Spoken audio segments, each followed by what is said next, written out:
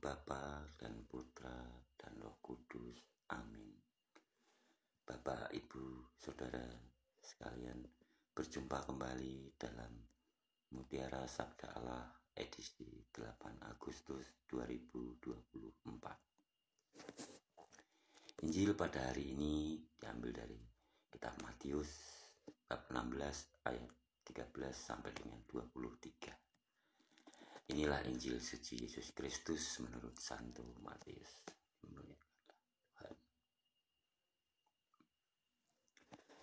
Setelah Yesus tiba di daerah Kaisares Filipi, ia bertanya kepada murid-muridnya. Kata orang, "Siapakah anak manusia itu?"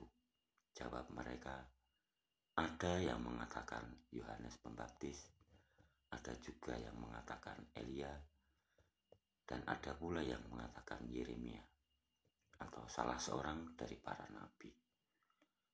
Lalu Yesus bertanya kepada mereka, "Tetapi apa katamu, siapakah aku ini?"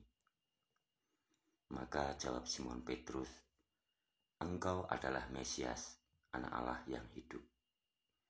Kata Yesus kepadanya, "Berbahagialah engkau, Simon bin Yunus, sebab bukan manusia yang menyatakan itu kepadamu, melainkan Bapa-Ku yang ada di surga.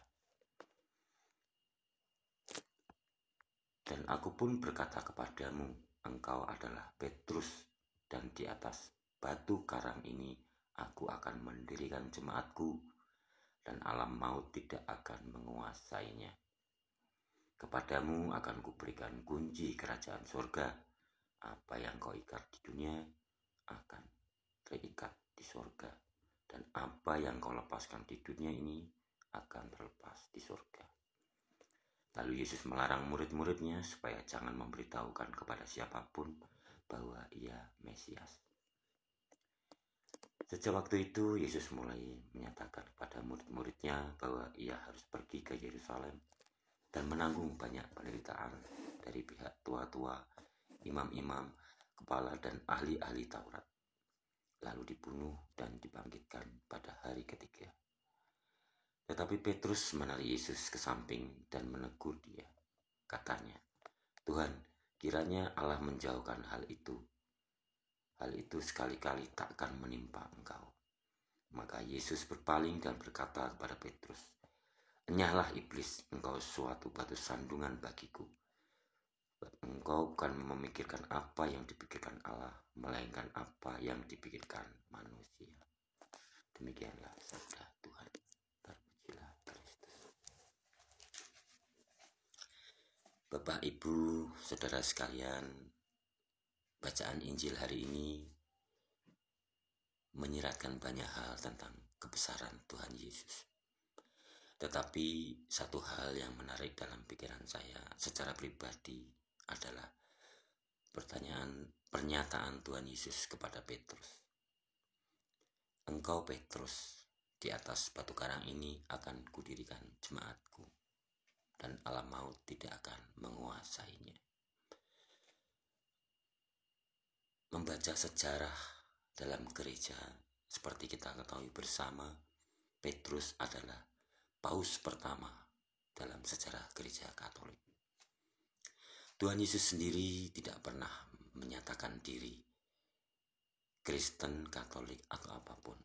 Tetapi bagi saya pribadi, apa yang disampaikan Tuhan Yesus kepada Petrus menjadi sebuah hal yang jelas. Petrus sebagai paus pertama dipercaya Tuhan untuk mendirikan jemaatnya dalam bentuk gereja-gereja Katolik di seluruh dunia. Maka sebenarnya ini adalah sebuah berkah bagi kita yang menjadi Katolik. Karena seperti ada ungkapan, menjadi Katolik bukan karena kita memilih, tetapi kita dipilih. Seperti halnya Petrus yang dipercaya oleh Tuhan untuk mendirikan jemaat, dalam hal ini adalah gereja.